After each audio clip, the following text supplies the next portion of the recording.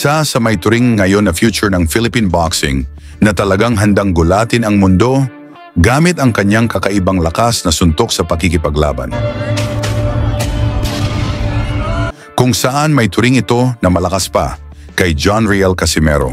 Ito ay ang hard puncher na tubong Antipolo City sa Rizal, na si Gino Rodrigo na 13 panalo at 11 dito ay tinapos niya sa knockout. Binansagang The Silent Beast dahil sa tulis at lakas ng kanyang mga suntok. Matapos nakakuha si Rodrigo ng 6 na magkasunod na panalo dito sa Pilipinas, kung saan ang lahat na ito ay tinapos niya sa knockout. Kasama na dito ang Indonesian champion na si Alvius Maufani na pinabagsak ni Rodrigo ng 5 beses.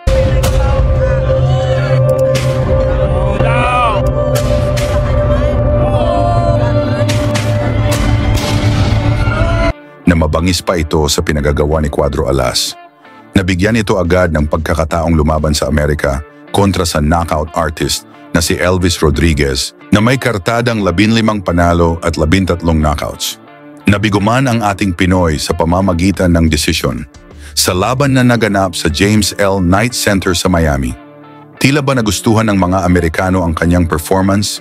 Ngayon lang March 8, 2025, muli nilang pinabalik si Rodrigo at dito ay naitapat sa isa pang undefeated knockout artist, ang future world champion ng Puerto Rico na si Matthew Gonzalez, na may 15 panalo, walang talo at 13 dito, ay tinapos niya sa knockout. Kaya sa laban na ito, lumabas na sobrang dehado ang ating pambatong si Rodrigo.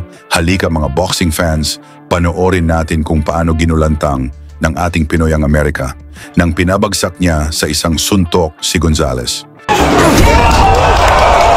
Sa pagbungad ng unang round, nagpalitan ng jabs ang dalawang boxers. Ang Pinoy na si Rodrigo ang naka-black trunks at naka-orthodox stance.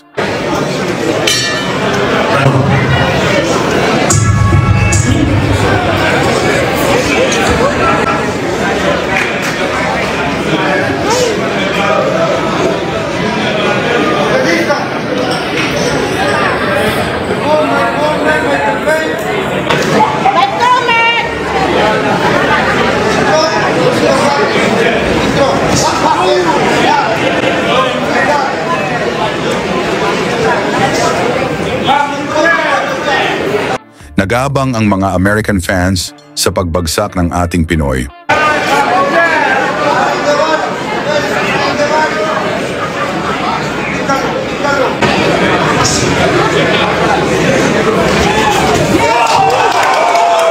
Mula sa solidong kanan ni Rodrigo, bagsak si Gonzalez na parang tinumbang poste.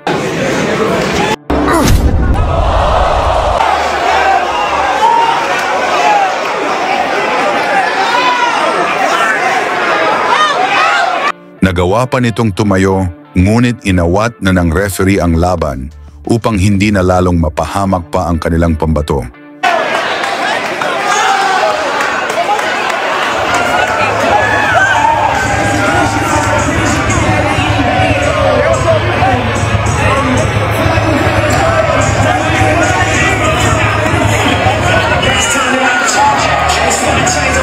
Nakuha ng Pinoy na si Rodrigo ang technical knockout na panalo at isa ito sa pinakamalaking upset sa boxing ngayong taon.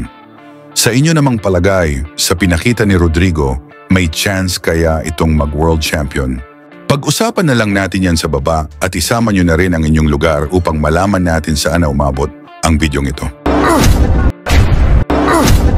Lagi niyong sundan, huwag magpapahuli. Pag-usapan ay bakbakan, balita niya at laban. Mga Pinoy na di nagpapagapi. Salamat sa mga suporta na lagi nandyan.